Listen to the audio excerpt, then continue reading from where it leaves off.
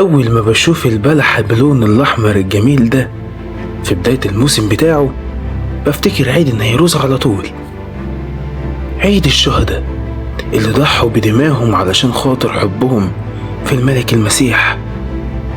الله، شكل البلحة دي حلو قوي، أما أكلها كده. الله يصبحك بالخير يا أمي، يا ما حكيتيلي عن الشهداء. أنا اللي بيتكلم على فكرة، أنت بتبص فين؟ إيه ده؟ أنت مين؟ ومين أمك دي؟ وحكيت لك إيه بالظبط؟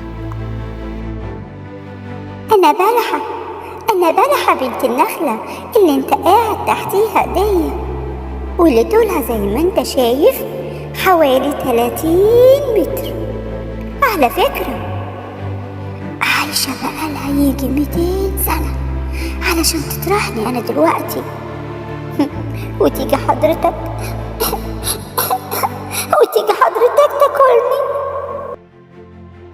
تاكلني. وحكيت لك إيه بقى؟ حكيت لي كتير عن المسيحية وعن الكنيسة وإزاي كانت دايما مضطهدة، وقالت لي كمان إن جدتي حكت لها إزاي دخلت المسيحية مع الوثنية في صراع طويل ومرير وصل تقريبا ل3 قرون من الزمان. معركة السيف مع الصليب واللي قسمها المؤرخين ل10 حلقات اضطهاد، بدأت بنيرون اللي حرق روما واتهم فيها المسيحيين علشان يتخلص منهم، وكان آخرها دقلديانوس وأعوانه اللي كانوا بيبدعوا ويتفننوا في عذابات المسيحيين وقتلهم. استني بس، هي مامتك وجدتك عرفوا الكلام ده كله منين؟ يوه، هو أنا ما قلتلكش؟ أصل جدتي ما تعدش بقى، يعني ارجع كده لقرب القرن الثالث الميلادي. جدتي الكبيرة قوي كانت مزروعة في حديقة قصر الوالي إريانوس والي أنصنة، وده كان الدراع اليمين للإمبراطور دقلديانوس. واتعرف عن إريانوس ده شراسته وجبروته وقسوته في تعذيب المسيحيين، وكان أي والي في ولاية تانية أو الإمبراطور دقلديانوس نفسه أول ما يغلب مع واحد مسيحي وما يعرفش يخليه يبخر الأوثان ولا ينكر إيمانه بالمسيح، يبعته على طول لإريانوس الجاحد علشان يتفنن في تعذيبه أو يخلصهم منه. الجاحد؟ أيوة، هم سموه إريانوس الجاحد بسبب جبروته وقوته.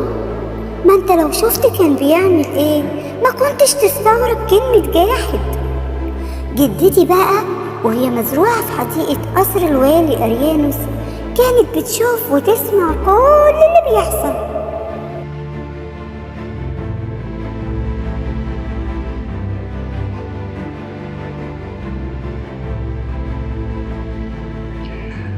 انت برضو مش عايزة تبخري للآلهة المقدسة؟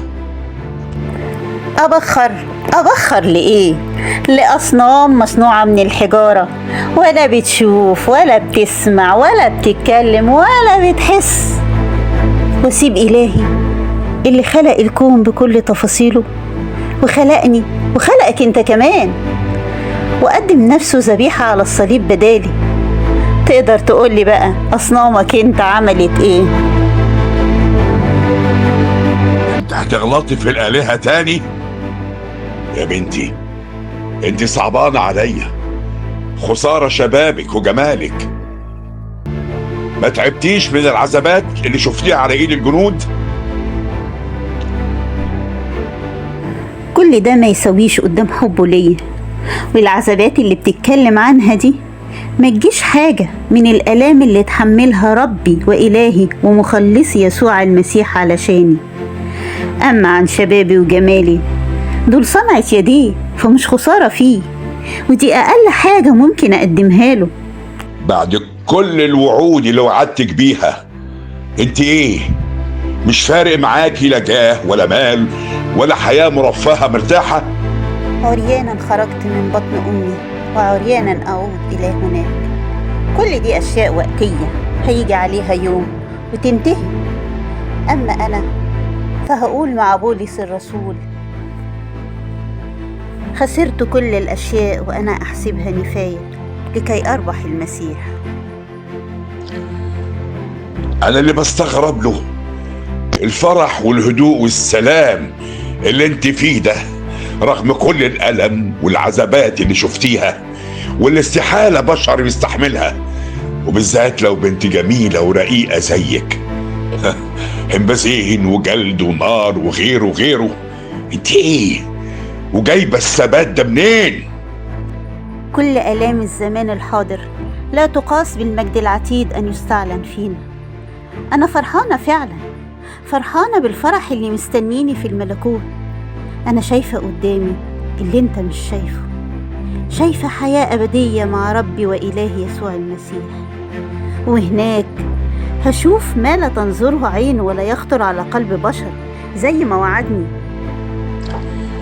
تاني بتجيبي سيرة المصلوب؟ هموتك. أنا مش خايفة من الموت، لي الحياة هي المسيح والموت هو ربح. يا حراس خدوها من قدامي، اقطعوا رقبتها بحد السيف، خلصوني منها وخلوها عبرة لغيرها. واي حد يمشي وراها ويعبد إله المصلوب حتى لو الشعب كله، عذبوهم واحرقوهم بالنار وقطعوهم حتت وارموهم للكلاب. امتى نخلص منهم عباد المصلوب دول؟